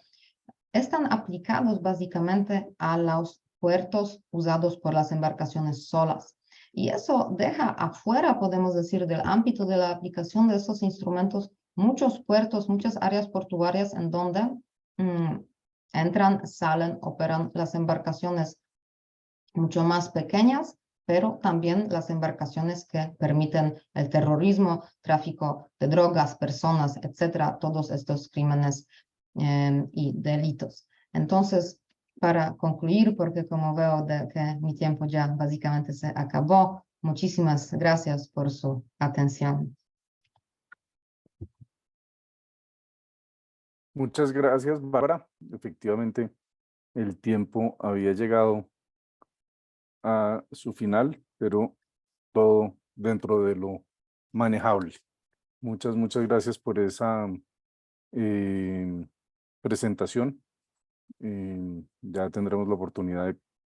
volver sobre el tema más adelante. A continuación, le voy a ceder la palabra a el capitán Alejandro Restrepo, de la Armada Nacional de Colombia. El capitán Restrepo es capitán de corbeta, magíster en Derecho Internacional de la Universidad de los Andes, especialista en Derecho del Mar de la Universidad del Rosario. Ha realizado estudios de Derecho del Mar y Seguridad Marítima en el Instituto Brasilero de Derecho del Mar. Actualmente se desempeña como asesor de asuntos internacionales en la Dirección de Intereses Marítimos y Fluviales de la Armada Nacional de Colombia. Y los temas el tema que va a trabajar es la contribución de las Armadas en las respuestas a la corrupción asociada al crimen organizado transnacional en el mar. Entonces, pues, Capitán Restrepo también, a quien tuve la oportunidad de ver recientemente en la Universidad del Rosario, en la actividad que se realizó en la universidad con la Armada Nacional. Siempre un gusto tenerlo en estas actividades y pues, ¿quién mejor que usted para hablarnos del tema de ese trabajo que hace la Armada Nacional en todos estos temas ligados a la corrupción? Entonces, muchísimas gracias por haber aceptado estar en este grupo de trabajo y le cedo la palabra por 15 minutos también. Y ahí le estaré avisando de distintas formas cuando el tiempo vaya llegando al final. Listo, Ricardo, muchas gracias. Un saludo muy especial para todos y un agradecimiento a Ricardo, a Walter, al profesor Olazolo, pues por esta invitación a participar en este importante evento y pues tener también el privilegio de poder compartir este tema con académicos tan destacados como los que hoy nos acompañan. Y para mí, desde que se plantea este reto, es totalmente relevante, pues porque cuando uno analiza las operaciones en el mar o cuando uno analiza el contexto de Armada, no solamente para combatir el crimen transnacional, sino para revisar esos fenómenos de corrupción, pues ese tema es casi que se abarca de manera muy corta o es casi que nulo, pues porque digamos que para la planeación y operaciones en el mar, digamos que ese tema, digamos que pasa a un segundo plano. Entonces, el reto fue muy interesante porque era mirar, oiga, vamos a empezar a mirar cómo es que este tema de la corrupción influye definitivamente este tema del crimen, de las operaciones y cómo las armadas desde su funcionalidad pueden presentar una respuesta al mismo. Entonces, de aquí parto de que lo que se hace no es una revisión teórica de los roles de las armadas en cuanto a combate del crimen transnacional, sino pues asumiendo que ya en el siglo XXI, pues digamos que ese rol es más que evidente por las necesidades de seguridad global y demás. Y recurro a la casuística precisamente pues para encontrar ese tipo de relaciones. Entonces tenemos eventos como el que se da incluso en la campaña Naval Orión, que es uno de los casos que toma referencia en el escrito, y vemos cómo las autoridades hondureñas por primera vez en el 2019, en una operación de interdicción marítima, encuentran la relación entre pesca ilegal y los demás crímenes, y el crimen de narcotráfico, que ya se mencionaba anteriormente, de este tema de pesca ilegal que es tan importante empezar a analizar. Entonces, de ahí vemos que cuando damos esa información en cuanto a que en Honduras, digamos, hay unos temas de corrupción en agentes de puerto, de que las organizaciones de narcotráfico están recurriendo a los sobornos precisamente para lograr sus cometidos, pues vemos que hay un link totalmente directo y pues por tanto esas operaciones pues de cierta manera o en primer lugar no se podían desprender del todo. Y yo creo que el trabajo de este grupo en este momento, yo creo que es más que relevante debido al contexto que estamos viviendo, ¿no? Autores como Robert Kaplan o Geoffrey Till, que es uno de los historiadores navales más importantes del siglo XXI, pues nos hablan de que este siglo XXI es un siglo marítimo, es un siglo donde esas relaciones de poder se dan en el mar. Y pues digamos que ahorita estamos en la década de las ciencias del océano, donde todo el interés del mundo, pues digamos que está en cómo desde el mar se contribuye al desarrollo y demás. Y en la sesión de apertura esta semana,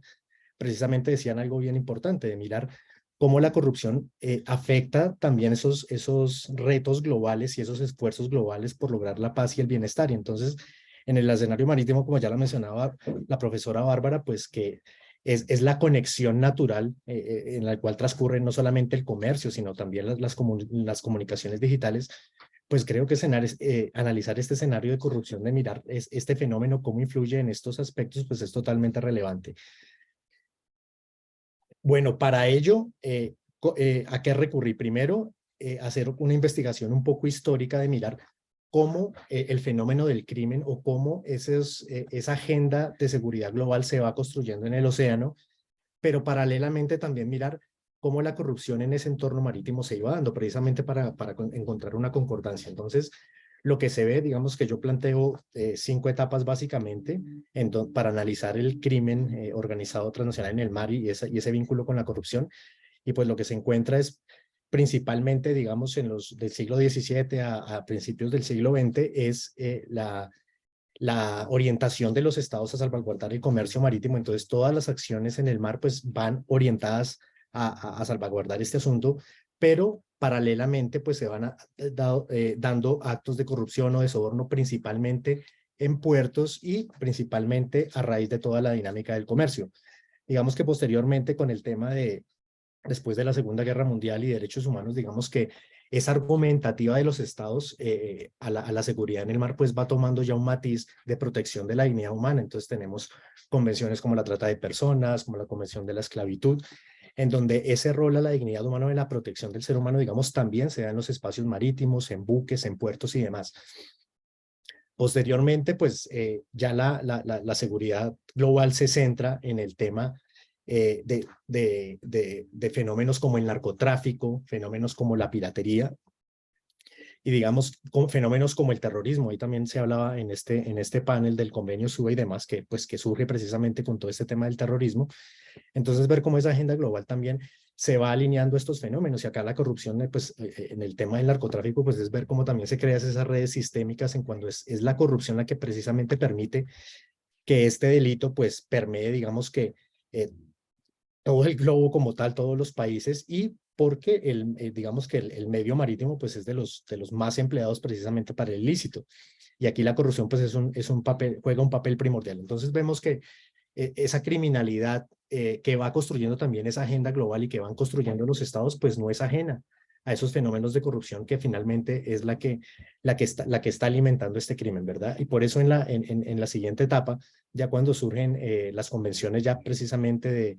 de los esfuerzos globales por la Convención sobre el crimen organizado, la Convención sobre la corrupción, digamos que ahí ya se denota esa importancia o ese papel que juega la corrupción para alimentar el crimen y particularmente a partir del 2009 en unas resoluciones de las Naciones Unidas es donde se evidencia en el entorno marítimo cómo todo este entramado de crimen organizado va actuando y aunque no se mencione la corrupción digamos de manera tácita, sí se evidencia digamos que todos esos esfuerzos por evitar el fraude marítimo en puertos y en el comercio. De hecho, cuando uno analiza digamos que segunda mitad del siglo XX en plena Guerra Fría pues se da cuenta que la corrupción es un tema casi que tabú, digamos que porque incluso pues en la Organización Marítima se trata, pero más como un tema de afectación al comercio, una serie de recomendaciones que se le da a los estados. Y pues de hecho desde la Organización Marítima, incluso fue en junio de este año, ellos emiten unas recomendaciones para los estados para evitar esas prácticas de corrupción, entendiendo pues el impacto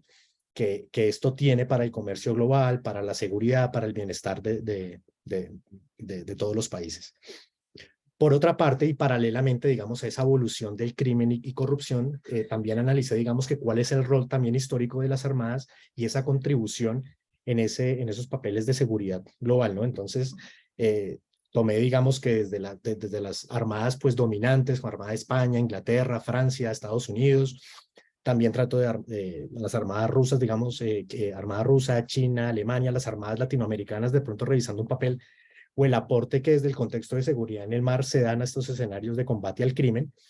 y cómo también en estos escenarios se van encontrando también cómo la corrupción juega un papel. No solamente en las acciones que se hacen o lo que se descubre en puertos y demás, sino también al interior de las instituciones, cómo la corrupción también va permeando el desarrollo de las operaciones navales y demás. Paralelamente a ello, y pues ya que es un tema que se ha venido tratando también por los panelistas de este evento, es obviamente que para que las armadas puedan actuar en el mar, pues actúan bajo unos convenios internacionales, pero también actúan dependiendo de la jurisdicción del Estado que tengan los espacios marítimos. Entonces, de ahí también es importante analizar como esos debates y esas discusiones que se dan en cada escenario, y pues que lo mencionaba el profesor Leopoldo, pues es la complejidad en cada uno de ellos, y más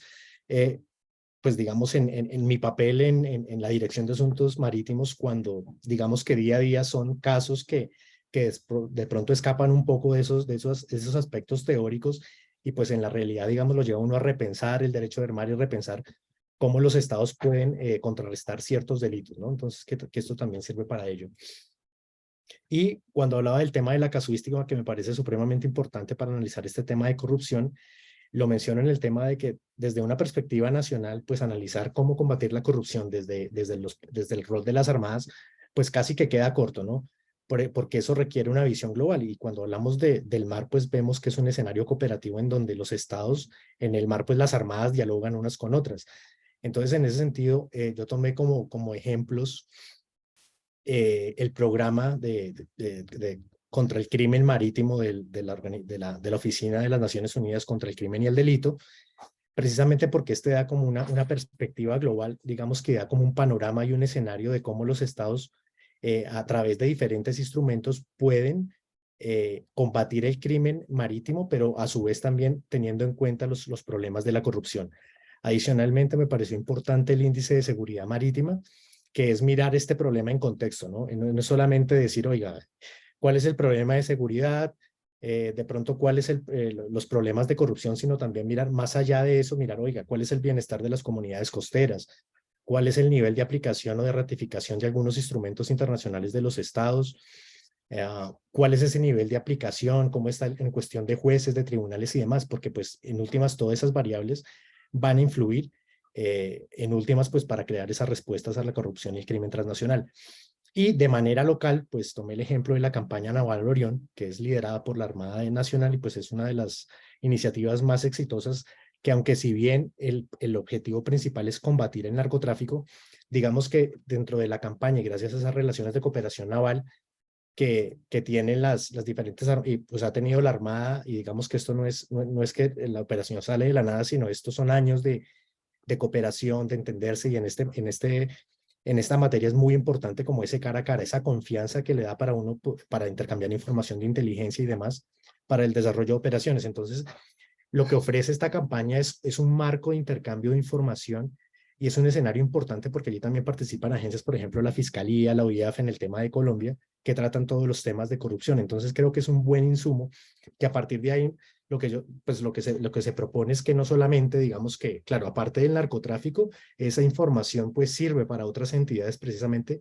para desarticular esa cadena de corrupción. En el primer día pues se mencionaba también importante que no es solamente como afectar el delito y ya, sino las ganancias, el tema de quién está detrás de esto, ¿verdad? Entonces, por eso esa información creo que contribuye a ese objetivo. Finalmente, pues tomo como uno de los casos de ejemplo que es Nigeria, que pues no solamente para el tema marítimo, creo que si se habla de corrupción, creo que es un caso bien interesante en todos los niveles, pero para el caso marítimo me pareció muy relevante, pues porque digamos que aparte de toda, digamos que toda la situación, ¿no? De la cuestión de la independencia, de las dictaduras que vive Nigeria, pues el sector militar, digamos que tiene un arraigo precisamente ese tema de corrupción por el manejo que ellos tenían de los recursos naturales, del petróleo, y que cuando una vez, digamos que prescinden de ellos, terminan las dictaduras, pues son la Armada y las fuerzas militares las que extienden esas redes de corrupción precisamente para vivir de los réditos que da el petróleo. Y digamos que son esa propia fuerza militar, algunos sectores, los que alimentan que se creen organizaciones del crimen. Entonces ese caso es interesante por eso, y además de que colinda con lo que estamos hablando del mar como escenario de relevancia estratégica, debido pues que en el Golfo de Guinea pues están recursos petroleros importantes para Estados Unidos, para la Unión Europea, y por ello existen una gran cantidad de programas para fortalecer el papel de las armadas. Y en estos programas también es relevante, digamos que mirando ya los varios análisis y demás, es relevante también que en estos programas militares se creen también esas líneas de corrupción, ¿no? O sea, que no solamente sea la ayuda que dan en la parte militar, sino que también tenga un programa anticorrupción, porque finalmente estos recursos hacia dónde van, cómo se van a emplear y demás. Y pues ya por último, en la parte de armadas también se analiza un poco la parte interna, ¿no? Entonces acá vemos todos los esfuerzos que hay desde la OTAN, desde la OEA, precisamente para construir una política de integridad alrededor de las fuerzas militares, y que creo que esto está tomando cada vez mucha más fuerza y es más importante de lo que al parecer, de lo que pues ya mirando todo el escenario del crimen organizado y corrupción, creo que es de manera relevante analizarlo y que se sigan haciendo esas políticas. Y pues finalmente lo que se da con la respuesta, digamos que más que dar una respuesta o más que dar una solución a ese tema de ese combate a la corrupción, creo que lo que se usa lo que uso con este artículo es construir más bien es una gramática de entender los fenómenos, de cómo se interrelacionan unos con los otros, y a partir de la casuística mirar las posibilidades pues para que los mismos tengan una solución y se den prontas respuestas. Creo que acabé en el tiempo justo. Así es, acaba de mandar el mensaje del minuto. Sí, así es. Bueno, muchas gracias a todos y a Bárbara por sus intervenciones. Hemos visto todo un escenario, toda una serie de cómo es el tema de la corrupción en los diferentes espacios, empezando por el tema vinculado directamente a derechos humanos, como cómo a veces el desconocimiento y esa, entre comillas, falsa necesidad de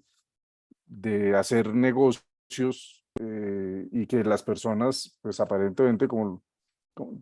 se ha visto, pues no sabían de esos vínculos existentes entre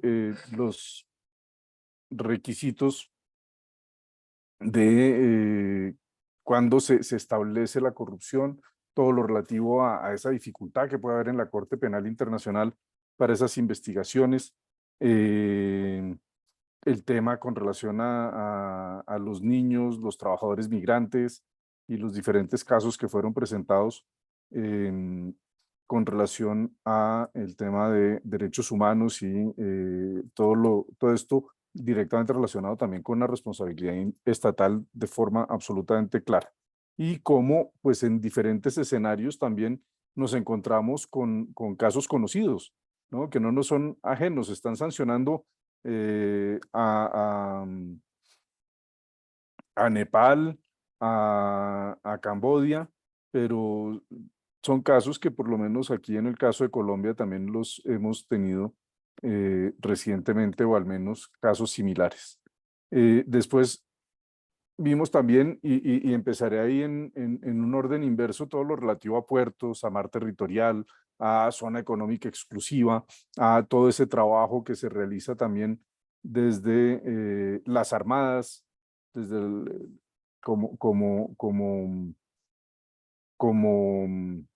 órgano de lucha contra todo lo que tiene que ver con la corrupción. Bárbara hablaba del estatuto de puertos como un estatuto jurídico, pero además vinculado también con seguridad y con la política nacional. Y ese concepto que me pareció muy interesante, que los puertos son instrumentales, ¿no? Que son punto de partida, punto de llegada, pero que finalmente pues todo empieza y todo pasa por el lado con los puertos. Y todo vinculado obviamente con ese rol que tienen las aduanas de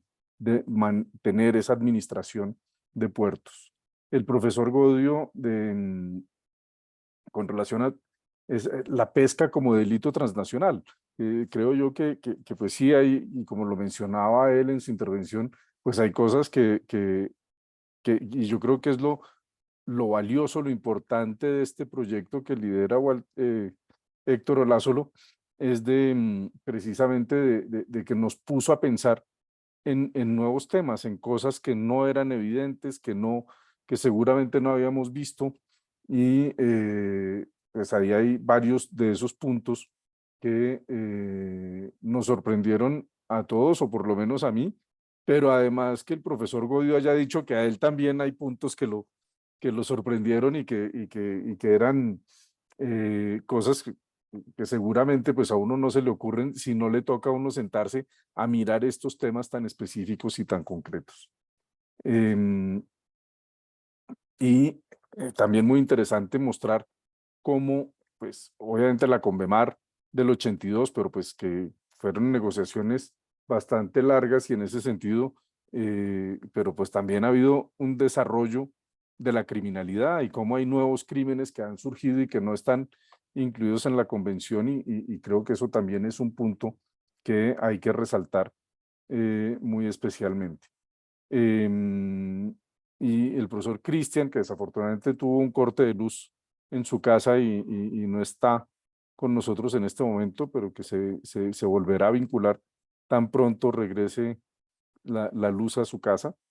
que pues hablaba de ese impacto de la criminalidad, del volumen, de lo que es la cantidad de dinero que se maneja en temas de criminalidad, y él hablaba de 300 billones de dólares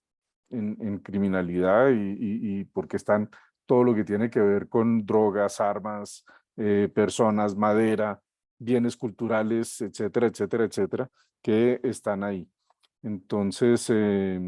y cómo pues hay una serie de instrumentos, y es interesante ver cómo surge primero por lo regional antes de llegar a lo universal, en esa necesidad de luchar contra todo este fenómeno de corrupción y de delincuencia en los diferentes espacios. Entonces, pues creo que ha sido una charla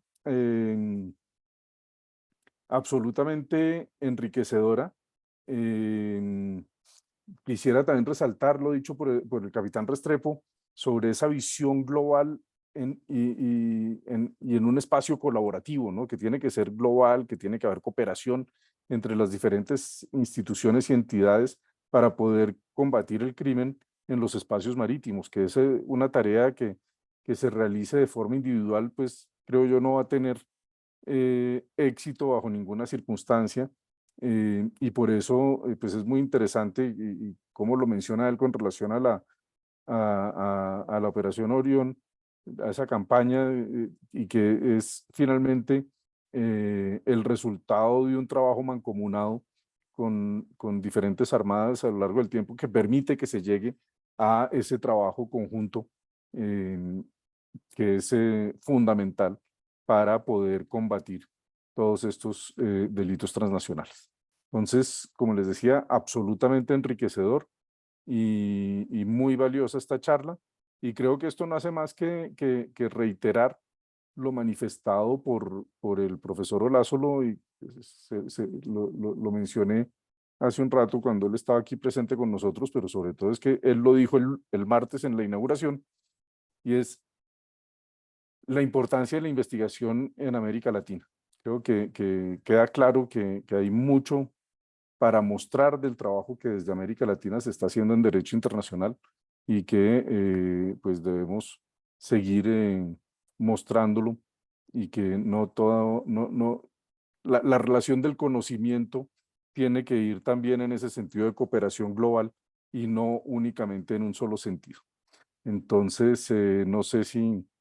haya preguntas, si alguien quiera agregar algo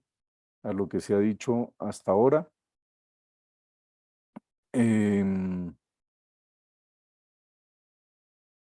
No siendo más entonces por esto, pues muchísimas gracias. Agradezco nuevamente a Federico Freidel por todo el apoyo, no solo en este panel, sino a lo largo de esta semana, que ha sido bastante intensa, pero también por todo el trabajo previo para poder llegar a esta semana. Nos ha tenido con mensajes,